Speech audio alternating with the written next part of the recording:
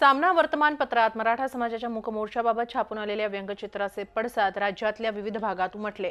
मीरा भाईंदरमधल्या मराठा मोर्चाच्या कार्यकर्त्यांनी व्यंगचित्रकार श्रीनिवास प्रभुदेसाई यांच्या विलेपार्ले येथील घराबाहेर आंदोलन केलं। दरवाजावर शाई फेकली आणि त्यांच्या बिल्डिंगखाली सामना वृत्तपत्राचे अंक जाळले।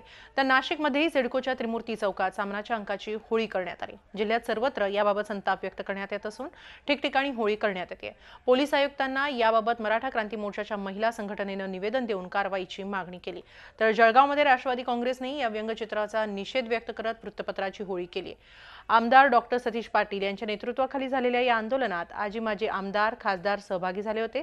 परभणी आणि जालन्यातही याचे पडसाद उमटले।